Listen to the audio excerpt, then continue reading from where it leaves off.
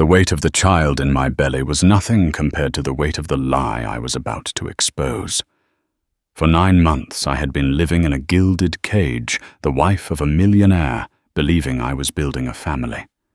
But a single misplaced receipt led me down a rabbit hole of deceit that was darker than I could ever imagine. You think you know stories of betrayal. You think you know the pain of infidelity. You haven't heard mine. This isn't just about a husband and a mistress. This is about a truth so shocking it would shatter the very foundation of my world, all behind the cold marble walls of a mansion built on secrets. My world was one of curated perfection. From the outside I was Amelia Sterling, wife of the tech magnate Julian Sterling. Our life was a feature in Prestige Living magazine.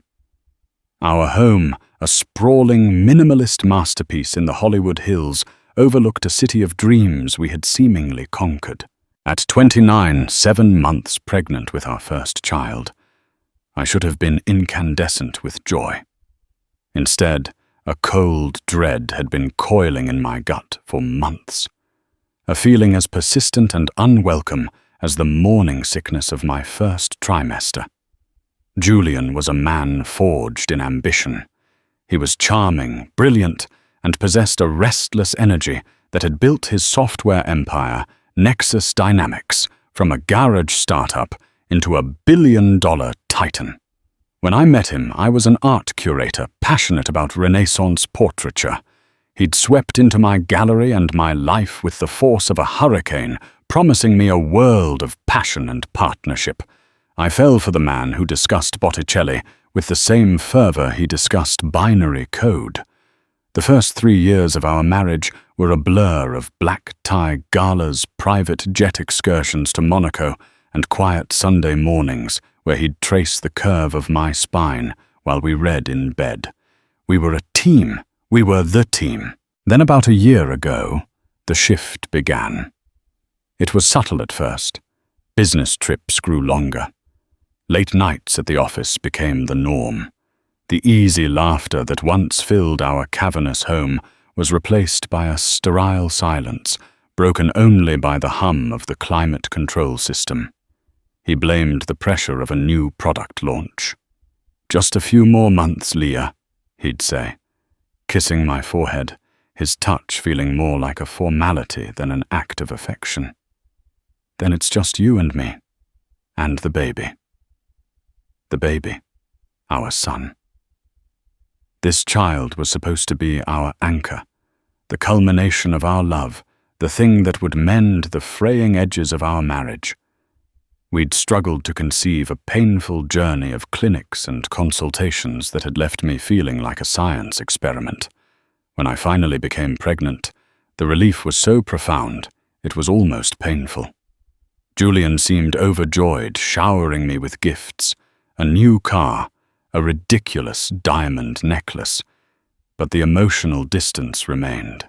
It was like he was celebrating a successful business acquisition, not the impending arrival of his son.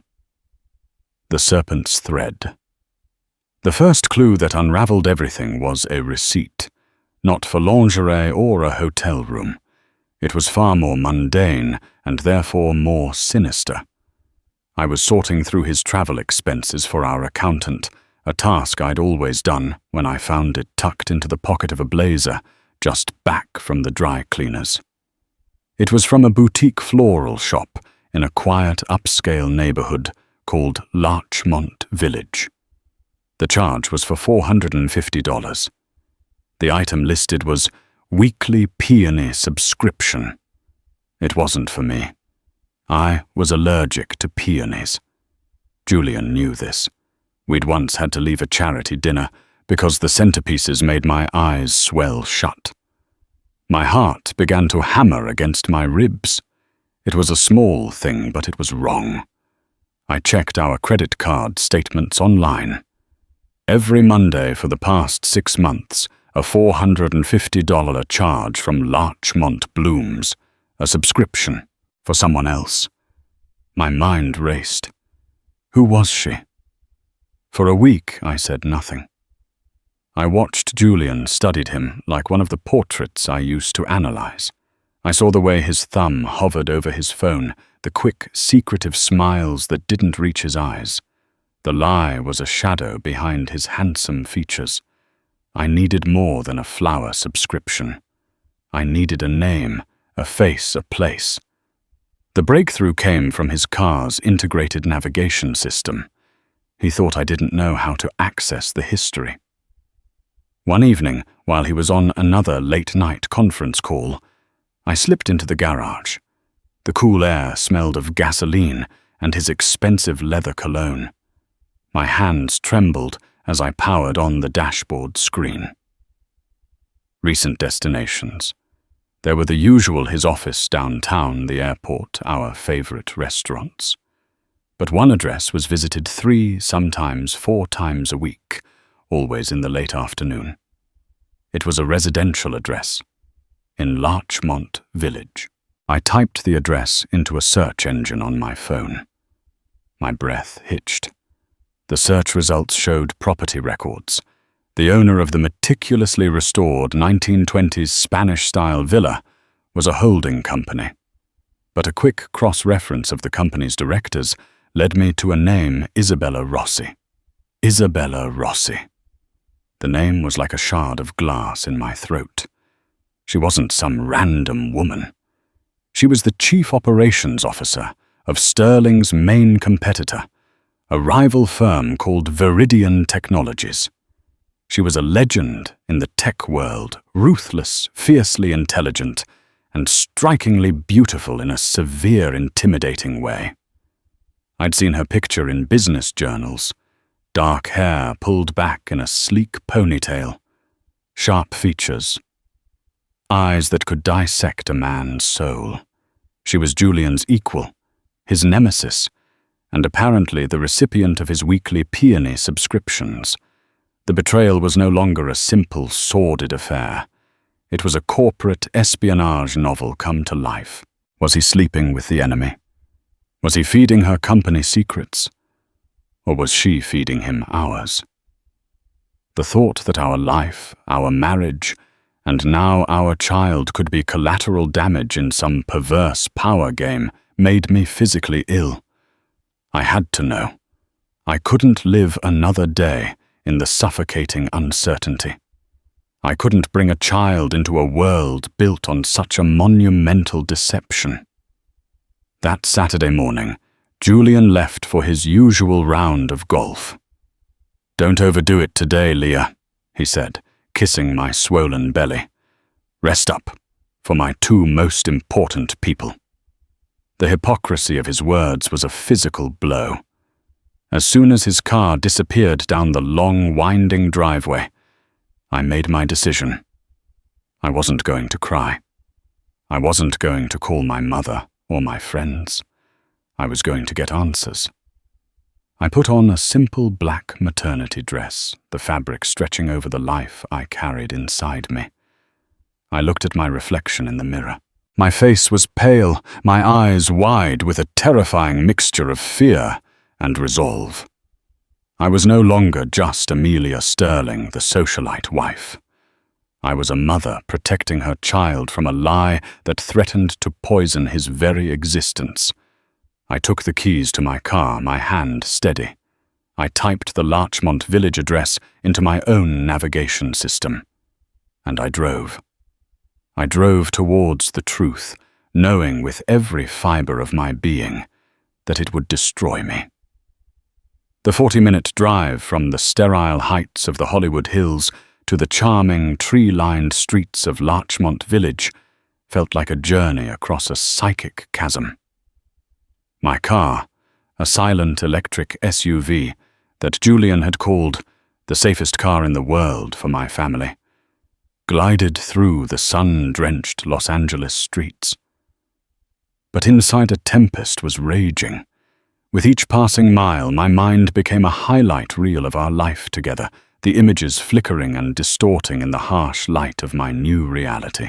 I saw our first date, a spontaneous trip to the Griffith Observatory. Julian had pointed out constellations, weaving stories of ancient gods and cosmic collisions. He'd looked at me with such awe, as if I were a newly discovered star. "You," he had whispered, his breath warm against my ear, "are the most brilliant thing in this entire universe." Was that a lie? Was it just a line, a perfectly crafted piece of code designed to bypass my defenses?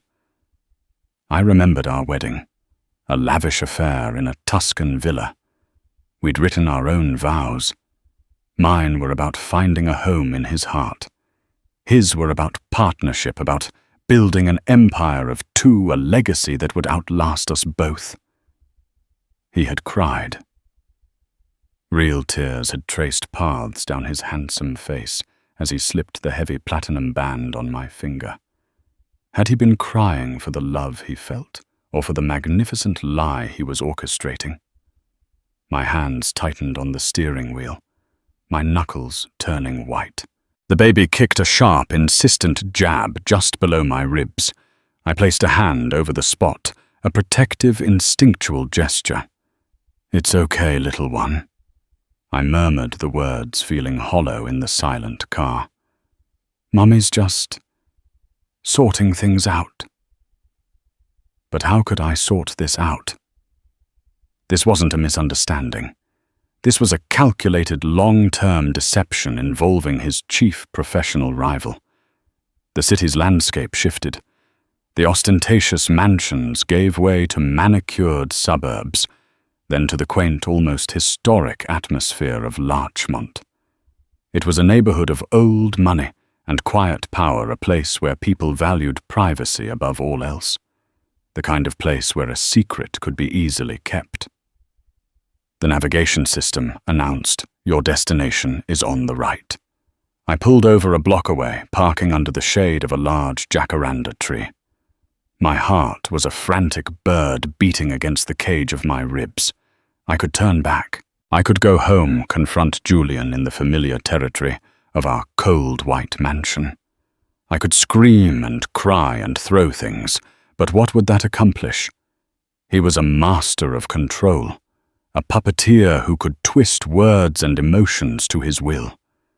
In our home, he held all the power. He would gaslight me, call me hormonal, crazy paranoid. He would make me doubt the evidence of my own eyes. No. The confrontation had to happen here, in her territory, on neutral ground where his power was diluted.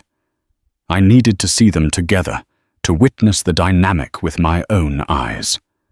I needed to shatter the carefully constructed compartments of his life. I got out of the car, my legs feeling unsteady. The warm air was thick with the scent of jasmine. I walked down the block, my sensible flat shoes making soft sounds on the pavement.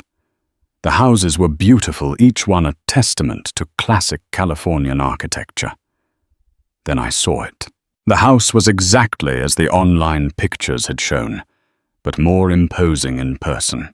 A Spanish-style villa with a white stucco facade, a red tile roof, and intricate wrought-iron grills over the windows. A high bougainvillea-covered wall surrounded the property, ensuring complete privacy. It was a fortress, and through the ornate iron gate I could see Julian's car, a sleek silver Aston Martin, identical to the one in our garage at home, except for the license plate. He had two of the same car, one for each life. The sheer arrogance of it stole my breath. I stood there for a moment, hidden by a large oak tree on the sidewalk. What was I going to do? Ring the doorbell and say what? "Hi, I'm the pregnant wife. I've just come to see the woman my husband buys peonies for." It sounded pathetic, like the plot of a bad daytime soap opera. But the anger, cold and sharp, was beginning to eclipse the fear.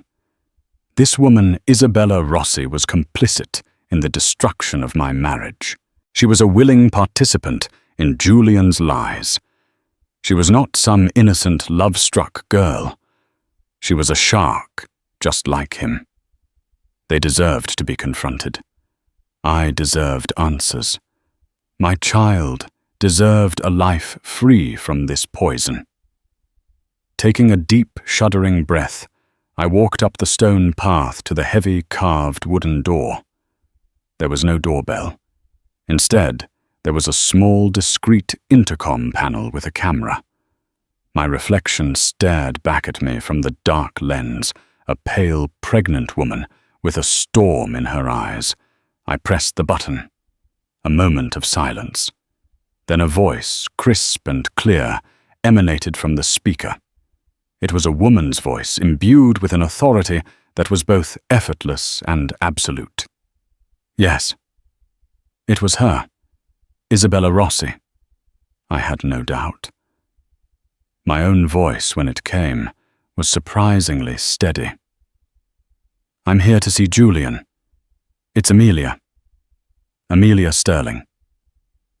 There was another pause, longer this time. I imagined the shock, the frantic calculations happening behind that wall. I had just thrown a grenade into her perfectly manicured sanctuary. The silence stretched on thick with unspoken possibilities. Was she calling Julian? Were they concocting a story? Would they simply refuse to open the door? Finally, the intercom crackled again. The same cool, controlled voice spoke a single, chilling word. Enter. A loud click echoed in the quiet street as the electronic lock on the gate disengaged. The gate swung inward slowly, a silent invitation into the lion's den.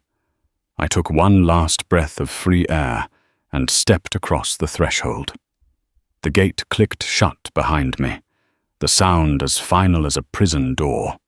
The courtyard I stepped into was a stark contrast to the warm, vibrant street I had just left. It was a minimalist oasis of stone and water. A single ancient olive tree stood in the center, its gnarled branches reaching towards the sky. The only sound was the gentle trickle of water from a modern black slate fountain. The air was cool and still. There were no peonies in sight. Of course not. That would be too sentimental, too obvious. The front door opened before I reached it, and there she was. Isabella Rossi was even more formidable in person than in her corporate headshots. She was tall and slender, dressed in tailored grey trousers and a simple cream-colored silk blouse. Her dark hair was pulled back into a severe chignon, emphasizing her high cheekbones and a jawline that could cut glass. She wore no discernible makeup, yet her features were flawless, her skin pale and luminous. Her eyes, a deep, intelligent brown, assessed me with an unnerving lack of emotion. She wasn't surprised or angry or flustered. She was observing, like a scientist studying a specimen. "Amelia," she said. Her voice was as cool and smooth as the stone tiles beneath my feet. She didn't offer a hand, nor did she smile. "This is an unexpected visit." "I'm sure it is," I replied, my voice holding steady. I glanced past her into the house. The interior was an extension of the courtyard, all clean lines, glass walls, and a muted palette of grey, white, and black. It was less a home and more a corporate art gallery. A space designed for control and precision, not comfort. Julian's car keys were on a glass console table next to a single, perfect white orchid.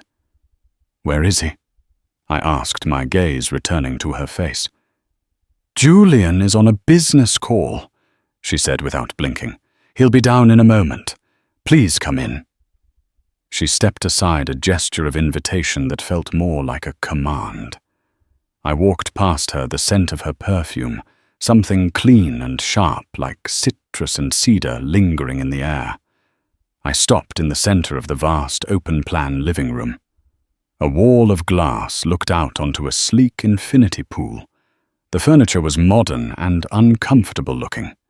There were no personal photographs, no clutter, No signs of a life, lived only a life, curated. I turned to face her, my hand instinctively resting on my belly. I think we can dispense with the pleasantries, Isabella. You and I both know why I'm here. A flicker of something, was it amusement, crossed her features before being instantly suppressed. You believe you do, she said, her voice dropping a fraction of a decibel. But I assure you, you've walked into a story far more complex than the one you've written in your head. Oh, I doubt it's that complex, I retorted, the anger finally beginning to bubble to the surface. My husband, the father of my child, has been lying to me for months. He's been here with you, his biggest professional rival. He buys you flowers he knows I'm allergic to. It seems quite simple from where I'm standing. It's sordid and cliché. Isabella walked slowly towards a wet bar built into the wall and poured herself a glass of sparkling water. She didn't offer me one. Cliché is for amateurs, Amelia, and neither Julian nor I are amateurs. She took a slow, deliberate sip, her eyes never leaving mine. You see this as a love affair. That's a failure of imagination. Her condescension was infuriating. And what should I see it as, a business merger? Are you acquiring my husband's assets one at a time, starting with him? She set her glass down with a soft click. You're his wife. You of all people should know that for Julian everything is a business merger, even his marriage. The words hit me like a physical slap. Before I could process the venom in her statement, footsteps echoed from a floating staircase at the far end of the room. It was Julian. He was dressed in casual linen trousers and a soft grey t-shirt, clothes I had never seen before. His at-home clothes. For this home. He stopped halfway down the stairs when he saw me. All the colour drained from his face. The charming, confident mask of Julian Sterling fell away, revealing a man who looked cornered, panicked, and for the first time since I'd known him, truly weak. Leah. He breathed, his voice a choked whisper. What are you doing here? I just looked at him standing there on the staircase between his two lives, the pregnant wife and the corporate mistress. The cold, sterile mansion in the hills and the cold, sterile villa in the village. It was all a perfectly balanced, monstrous equation, and I was the variable he hadn't accounted for. I could ask you the same thing, Julian. I said, my voice dangerously quiet, but I think I already know the answer. I just came to see it for myself. He descended the rest of the stairs slowly, his eyes darting between me and Isabella. He was trying to gauge the situation to figure out which fire to put out first. Isabella, for her part, remained perfectly still by the bar, an impassive observer to the drama she had helped create. She held all the power in that moment, and she knew it. Leah, honey, this isn't what it looks like. Julian began, his voice taking on that smooth, placating tone he used to close deals and calm investors. Don't, I cut him off, my voice sharp. Don't you dare insult my intelligence by telling me this isn't what it looks like. You're here, in her house. Your car is outside. You've been lying to me for at least 6 months. So please tell me, Julian, what exactly is it that I'm not seeing correctly? He ran a hand through his perfectly styled hair, a gesture of agitation that was a crack in his composure. It's complicated. It's business. Business. I let out a short, bitter laugh. Is that what you call it? Does your business require you to buy another woman flowers every week? Does it require you to have a secret car and a secret life? Because if so, you need to redefine your corporate strategy. I took a step towards him, my body thrumming with adrenaline. "I am carrying your son, Julian, your heir, the child you told me would complete our family. And while I've been home growing your legacy, you've been here. With her." I gestured towards Isabella, who watched us with the detached curiosity of a spectator at a Roman circus. "She has nothing to do with this," Julian said quickly, a desperate attempt to shield Isabella. And that's when I lost it. The pretense of calm shattered. "She has everything to do with this," I yelled, my voice echoing in the cavernous room. "You chose her. You chose to betray me with the one person you knew would hurt me the most, your rival. Did you get a thrill out of the danger, Julian? Was our life, our marriage, just too boring for you?" He reached for me, his hands outstretched. "Leah, please, let's go home. We can talk about this at home." "No," I said, stepping back from his touch as if he were on fire. "There is no home anymore. You destroyed it. I want to talk about it here, now, in front of your business partner." The standoff was absolute. The three of us stood in a triangle of betrayal and deceit. The air was thick with unspoken words. Julian trapped and exposed.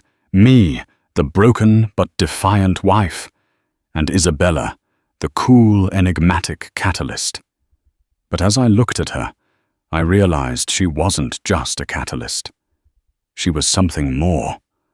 Her composure wasn't just confidence, it was knowledge. She knew something I didn't. The real story hadn't even begun. The silence in that sterile room was a living entity pulsing with tension. Julian stood frozen between us, a fallen king in his own corrupted court. His gaze flickered from my face, etched with rage and grief, to Isabella's, which remained a mask of impenetrable calm. It was clear who he feared more. "Julian," Isabella said, her voice cutting through the silence like a scalpel. "Tell her." It wasn't a suggestion, it was an order. He visibly flinched. "Izzy, not now. This is not the way." "Izzy," I spat the nickname. "How cozy. And what way would you prefer, Julian?" "That I remain the ignorant pregnant wife at home, blissfully unaware while you conduct your business here." "It's not what you think," he insisted, his voice pleading. He finally turned his full attention to me, trying to deploy the charisma that had always worked before. "Amelia, my love, you have to believe me. What Isabella and I have, it's not about romance. It's not about love. It's a strategic alliance." I laughed, a harsh, ugly sound that had no place in this pristine environment. "A strategic alliance is that the new term for adultery? Does it get you a better tax break?" My hand rested protectively on my stomach. The baby was still, as if sensing the toxicity in the room. "And our child? Is he part of the strategy? Is he the collateral for this grand alliance?" "He's the entire point of it," Isabella said quietly from the bar. Both Julian and I turned to stare at her. Her words hung in the air, cryptic and heavy. Julian shot her a look of pure panic. "Isabella, stop." But she was no longer listening to him. She pushed herself off the bar and walked towards me, her movements fluid and deliberate. She stopped a few feet away, her dark eyes boring into mine. "You're right about one thing, Amelia," she began, her tone analytical, devoid of pity. "This isn't about love. Julian is incapable of love. He's capable of ambition, acquisition, and self-preservation. That's all. You weren't a wife to him. You were an acquisition. A beautiful, well-bred, intelligent asset who would look good on his arm and eventually produce the one thing he couldn't create himself a legitimate heir. Every word was a perfectly aimed dart, puncturing the last remnants of my denial. "Stop it," Julian warned, his voice a low growl. He took a step towards her, but she held up a hand, and he actually stopped. It was a stunning display of power. He, the titan of industry, was utterly subservient to her. "He needs to hear this, Julian. More importantly, she needs to hear this." Isabella continued, her gaze locked on me. "You want to know why your husband is here. You want to know what our strategic alliance is. I'll tell you. His company, Nexus Dynamics, is on the verge of collapse." The statement was so unexpected, so outrageous, that for a moment I could only stare at her. "What? That's impossible. He just closed a record-breaking quarter." Isabella smiled, a thin, mirthless curve of her lips. "A quarter propped up by phantom investments and creative accounting. The core technology is obsolete. My company Viridian has developed a new quantum processing unit that will make his entire product line irrelevant in less than a year. He knows it. The market doesn't yet. But they will." I looked at Julian. His face was ashen. He wouldn't meet my eyes. He was staring at the floor, his shoulders slumped in defeat. The powerful man I married had vanished, replaced by this deflated stranger. "So what is this?" I asked, my voice barely a whisper. "You're helping him. His biggest rival." "I'm not helping him," she corrected. "I'm orchestrating a takeover.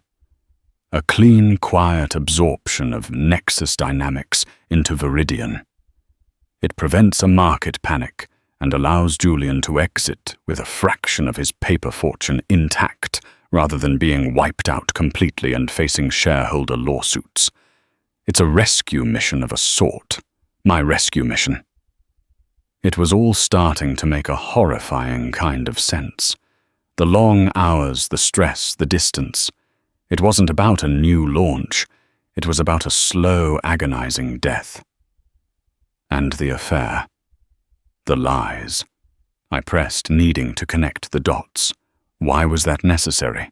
"Leverage," Isabella said simply. "Trust. In order for this to work, we had to be in constant contact away from the prying eyes of our respective boards. Our relationship gave us the perfect cover. No one would suspect that late-night meetings between two rivals were about a merger. They would assume the obvious, the cliché you mentioned. It was the most effective misdirection." Julian finally looked up, his eyes pleading with me. "She's right, Leah. It was all a front. A business arrangement. It meant nothing. I was trying to protect you. To protect our future. Protect me." I was shaking now, a deep, bone-rattling tremor.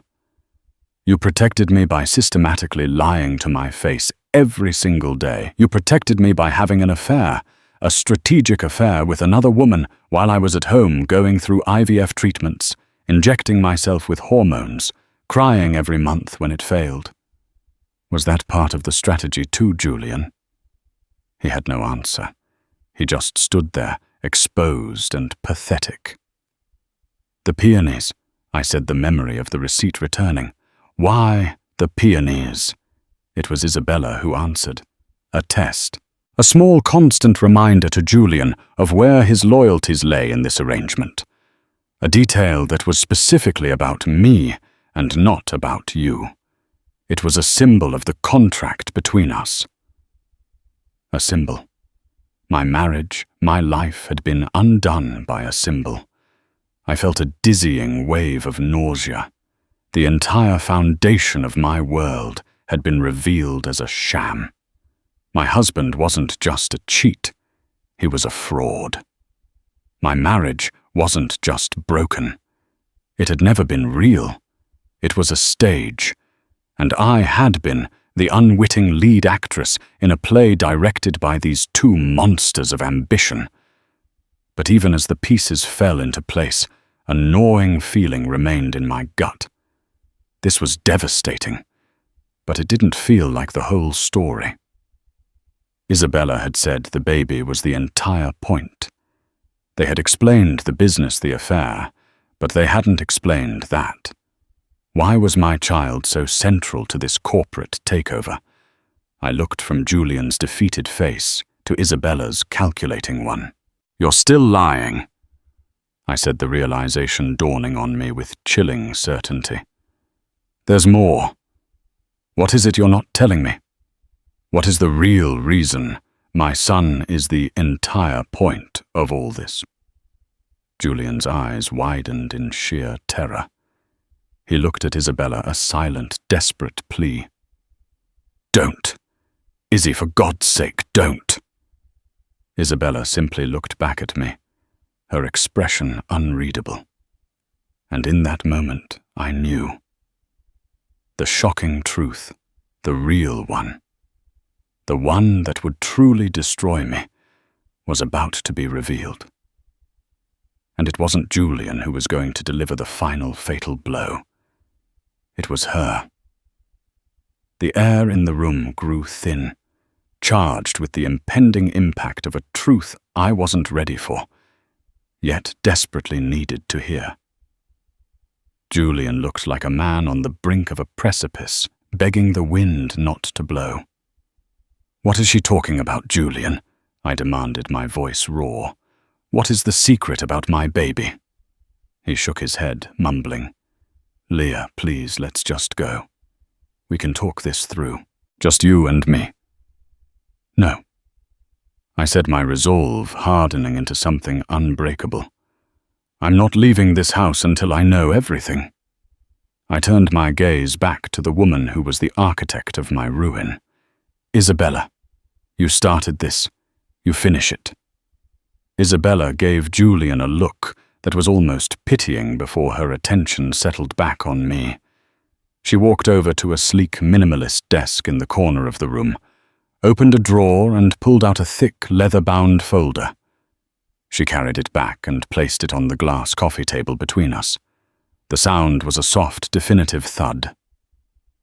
"You speak of marriage vows, Amelia," she said, her voice even and methodical. "But the most important agreement Julian ever signed wasn't with you in that church in Tuscany. It was with my father, 10 years ago." I frowned, confused. "Your father, what does he have to do with any of this?" "My father was Antonio Rossi," she explained. "He was the founder of Viridian Technologies. He was also Julian's original mentor and investor.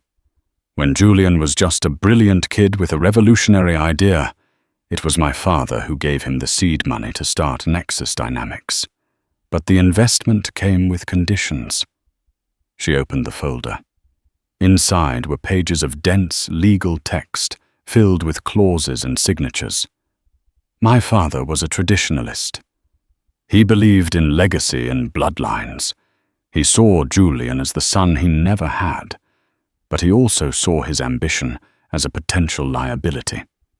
He worried Julian would burn too bright, too fast, and consume everything, including the company my father had helped him build.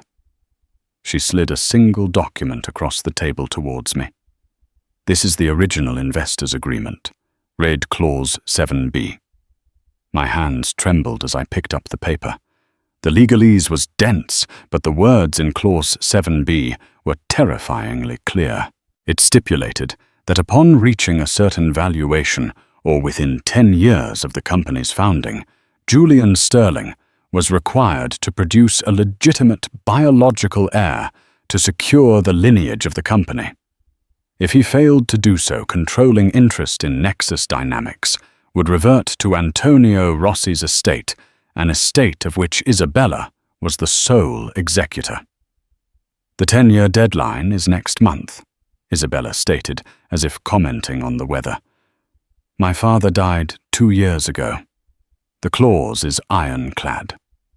My mind was reeling, trying to process the grotesque implication. So, our marriage, trying for a baby. It was all to satisfy a business contract. It was the sole reason for your marriage. Isabella confirmed, her words merciless. Julian searched for you. He had a list of criteria. Good family, intelligent, healthy, elegant, the perfect candidate to be the mother of the sterling heir. Your courtship was a job interview, Amelia, and you passed with flying colors. I felt the floor tilt beneath me.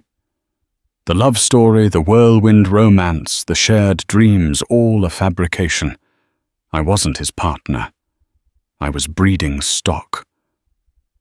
I looked at Julian, who was now weeping silently, his face in his hands.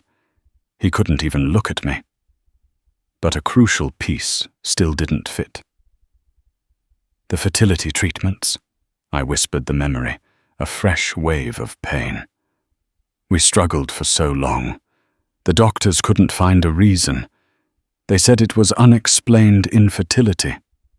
Isabella's expression softened, but only for a fraction of a second. It was the first glimmer of humanity I had seen from her. The infertility was not unexplained, she said gently. And it was not yours.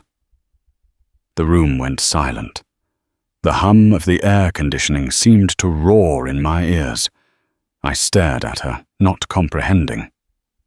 What? Julian, Isabella, said her voice now filled with a strange, cold sorrow. Julian is sterile. A childhood illness. It left him unable to ever have biological children. He has known since he was 19 years old. The world stopped. It was a physical sensation, like being plunged into ice water. My breath left my body in a silent gasp. The baby inside me, who I had thought was the last sacred piece of our love. The one pure thing in this world of lies was what my eyes locked onto Julian's. He finally looked up, his face a mess of tears and shame. Leah, I was going to tell you, he sobbed. I love him. I already love him as my own son. I swear. He's not yours. I whispered the words like dust in my mouth. My hand flew from my belly as if it had been burned. This baby is not yours. It doesn't matter, he cried, scrambling towards me on his knees, grabbing at my dress. He will be a sterling. He will be my son, our son. I recoiled from his touch, stumbling backwards until I hit the back of a sofa. My mind was a maelstrom of confusion and horror. Then, who, how? Isabella answered the question. He couldn't. The IVF treatments were a sham, a performance for your benefit. The samples Julian provided at the clinic were discarded. The sample that was used to inseminate you came from a carefully selected anonymous donor. She gestured back to the contract on the table. It was all arranged, stipulated by the agreement. The donor had to meet a specific profile health intelligence background, all vetted and approved. You were never going to conceive his child, Amelia. You were contracted to carry the child of a stranger to save his company. There it was, the final devastating truth. The truth wasn't that my husband was having an affair. The truth wasn't that his company was failing. The truth was that my entire life, my body, my love, my motherhood, had been hijacked for a corporate endgame. The baby I carried, the child I loved with every fiber of my being, was a product of the most profound violation imaginable. He was conceived in a lie for a lie. He was a pawn, a signature on a contract made of flesh and blood. Julian was still on the floor, babbling about love and forgiveness. Isabella stood by the table, the grim keeper of secrets. And I was just gone. The woman who had walked in that door an hour ago, the angry, betrayed wife, had been annihilated. In her place was something hollow and cold. I looked down at my swollen belly. The life inside me, so innocent and pure, was now the epicenter of this monstrous deceit. He was the reason for all of it. And yet he was the only thing that wasn't a lie. He was real. He was mine. And in that moment of absolute devastation, a new feeling began to surface, pushing through the shock and the grief. It was a cold, hard, unadulterated rage. It was the fury of a mother. They thought they had taken everything from me. They were wrong. They had left me with the one thing that mattered, and they had no idea what I was about to do with it. The initial shock receded, replaced by a clarity so sharp it was painful. I looked at the two people who had orchestrated my life, who had treated my body and my child as commodities. Julian, the sniveling, broken man on the floor, and Isabella, the cold, calculating mastermind. They thought they had won. They thought I would break. I straightened up, pulling myself away from the sofa. I smoothed the fabric of my black dress over my belly. My movements were slow, deliberate. The trembling had stopped. "Get up, Julian," I said. My voice was different. It was stripped of all emotion, flat and hard as steel. He looked up at me, his eyes red and swollen. "Leah, please, we can fix this. I can fix this." "There is nothing to fix," I stated. I walked over to the coffee table and looked down at the contract, at the clause that had defined my existence for the past 4 years. Then I looked at Isabella. "You did all of this, whore," I said, "to execute your father's will, to take control of Nexus." "I did what was necessary to protect my father's legacy and my company's future," she replied, her composure unwavering. "Julian's failure is his own, and my child is the key." I continued, my mind working faster than it ever had before. Without a male heir carrying the sterling name by the deadline, the company defaults to you. But with him, Julian retains a stake, albeit under your control. This child saves him from complete annihilation. "A simplified but accurate assessment," she conceded. I let out a breath that was almost a laugh. "You're both so clever. You planned for every contingency, every legal loophole, every market fluctuation. But you made one catastrophic mistake." Julian finally scrambled to his feet. "What mistake? We can give you anything, Leah. Anything you want. A settlement, houses. You'll be taken care of for life. You and the baby." I turned my head slowly to look at him, and for the first time he saw the new person standing in front of him. He visibly recoiled. "The mistake you made," I said, my voice dropping to a near whisper, "was thinking that this baby belongs to you. You think his name, his identity is yours to assign. You thought you could buy a womb, create an heir, and file him away like a stock certificate." I placed both hands on my belly, a gesture that was now one of ownership, not protection. This child grew inside my body. He is made of my flesh and my blood. He is the product of my pain and my hope. He is not a sterling. He is not a contractual obligation. I walked towards the front door. Julian moved to block my path. "Leah, don't. Think about his future, the resources, the opportunities I can give him." I stopped directly in front of him, close enough to see the panic in his eyes. "You will give him nothing, because you will have no legal claim to him." A flicker of confusion crossed his face. "What are you talking about? I'm your husband. I'll be on the birth certificate. I'll be his legal father." And then I delivered my checkmate. "No, you won't," I said calmly, "because the child will not be born in California. He will not be born in the United States at all." I reached into my handbag and pulled out my passport. I held it up. "My flight leaves tonight. I'm going to a country where the laws of paternity are very different. A country where, as the birth mother, I alone have the right to name the father on the birth certificate. And if I choose to leave that line blank, no man can ever force a paternal claim without my consent. Especially not with a fraudulent marriage and a mountain of evidence of coercion. Julian stared at the passport, then at my face, his mind struggling to catch up. You can't. Where are you going? That's no longer your concern, I replied. I looked over his shoulder at Isabella, who for the first time looked genuinely shocked. The Ice Queen's composure had finally cracked. She understood the implications immediately. The contract, she breathed.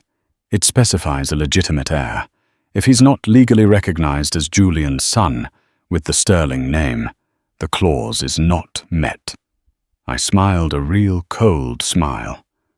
Exactly. The deadline is next month. By the time my son is born on the other side of the world, your deadline will have passed. Julian will have failed to produce an heir, and the controlling interest of Nexus dynamics will revert entirely to you. You'll get what you wanted, Isabella. A complete takeover. You won't have to share a single percentage point with the man who helped you deceive me. Isabella's sharp mind processed the new reality. She looked at Julian, her expression now one of pure, unadulterated contempt for his weakness. He had lost everything. Julian was shaking his head, his face a mask of disbelief and horror. No. No, Leah, you wouldn't. You would destroy me. You would take my son.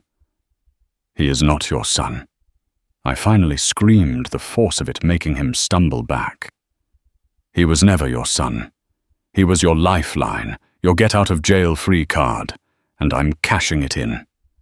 You wanted to use my body to create a business asset. Well, this asset just liquidated you. I turned my back on him and walked to the door. You'll be hearing from my lawyer, I said over my shoulder, about the annulment of our fraudulent marriage, and about the full financial history of Nexus Dynamics, which I, as your legal wife, have every right to access. I'm sure the SEC will be very interested in the creative accounting you've been doing. That was the final blow. I had threatened not just his fortune, but his freedom. I opened the heavy front door and stepped out into the courtyard. The sun was brighter now, the air felt cleaner. I didn't look back. I didn't need to see the wreckage I had left behind. The image was burned into my mind. Julian, a completely broken man, and Isabella, the victor, who had been handed a poisoned crown, her grand takeover now tainted by the scandal that was about to erupt. As the gate clicked open, and I stepped back onto the quiet, tree-lined street, I felt a profound sense of release. I had walked into that house a victim. I was walking out a survivor. I had lost a husband, a home, a life I thought was mine. But I had gained something far more valuable. I had gained myself, and I had saved my son. He would not grow up as a sterling. He would not be defined by their toxic legacy of lies and ambition. He would be born free, and his name would be his own. The flight was long. I sat in the business class seat I had booked with Julian's own credit card, a final small act of defiance, and stared out the window as Los Angeles shrank into a glittering, deceptive jewel below. For the first few hours, I felt nothing.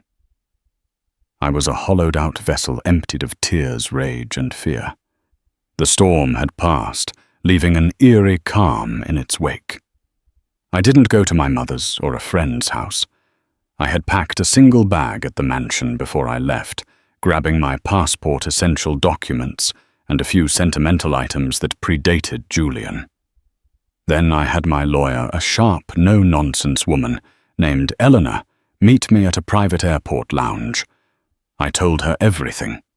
The contract, the sterility, the donor. Her expression went from professional sympathy to steely fury. By the time I boarded my flight, she had already begun drafting the paperwork that would dismantle Julian Sterling's life. My destination was New Zealand. It was a country I had always dreamed of, visiting a place known for its breathtaking landscapes and progressive laws. It was as far away from the gilded cage of my former life as I could get. More importantly, their family law was exactly what I needed. It prioritized the birth mother. The first few weeks were a blur. I found a small furnished apartment in a quiet coastal town overlooking the turquoise sea. I spent my days walking on the beach, breathing in the clean, salty air, and feeling my son move inside me. He was my compass now, my true north. The emails and texts from Julian came in a flood. At first, a desperate deluge of apologies, threats, and pleas. He offered me the world half of his remaining fortune, anything to get me to put his name on the birth certificate. I instructed Eleanor to block his number and filter his emails. His voice was a poison I no longer needed in my life. There was one email, however, that Eleanor forwarded to me. It was from Isabella Rossi. It was short and clinical. Amelia. The transfer of Nexus assets to Viridian is complete.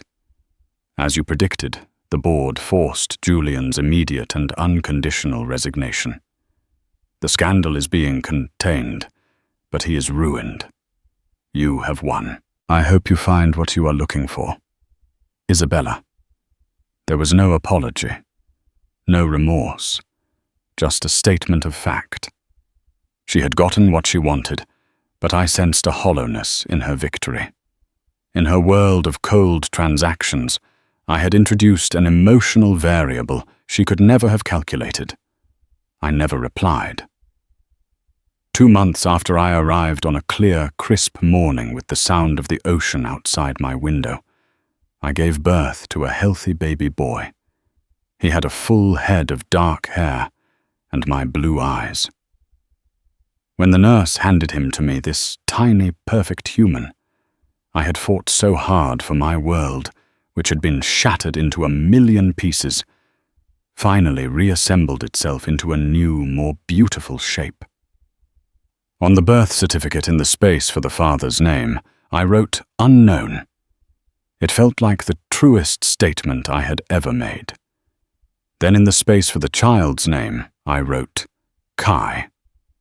It meant sea in Hawaiian and unbreakable in another language. I gave him my maiden name, Davenport, Kai Davenport, a name with no baggage, no contracts, no lies, a name that was all his own. Life became about simple things, the warmth of Kai's body against mine, the sound of his laughter, the first time he smiled. I sold the jewelry Julian had given me, using the money to set up a small trust for Kai, and to start my own business, an online art consultancy connecting small independent artists with international buyers. It was small, but it was mine. I never knew the identity of the sperm donor, and I never wanted to. Kai's father was not a name on a file. His lineage was one of love and survival. It was me. Sometimes, late at night, when the house is quiet and Kai is sleeping in his crib, I think about the life I left behind. I think about Julian and Isabella, 2 people so consumed by ambition they tried to forge a legacy out of deceit. They built an empire on a foundation of lies, and it collapsed as all such structures must. I chose a different path. I built my new world on a foundation of truth, no matter how painful it was. My legacy isn't a company or a fortune. It's the sound of my son's happy breathing in the next room. It's the freedom in knowing that we are beholden to no one. We are simply and wonderfully ourselves. I walked through fire and on the other side I didn't find ashes. I found a new horizon. And for the first time in a very long time, I felt truly, completely alive. My story isn't just about betrayal. It's about rebirth. It's about walking through the fire of an unimaginable lie and finding the strength to build a new life from the ashes. I lost a fortune, a husband, and a life I thought I wanted, but I gained my freedom, my integrity, and the purest love I have ever known in my son Kai. My journey proves that your circumstances don't have to define you. It's the choices you make in your darkest moments that forge who you truly are. What would you have done in my position? Have you ever had to fight for a truth that no one else wanted to believe? Share your thoughts and experiences in the comments below. Your story could be the light that helps someone else find their way out of the dark. If my story resonated with you, please give this video a like, share it with someone who needs to hear it, and subscribe to the channel for more true stories of survival strength and the incredible power of the human spirit. Thank you for listening.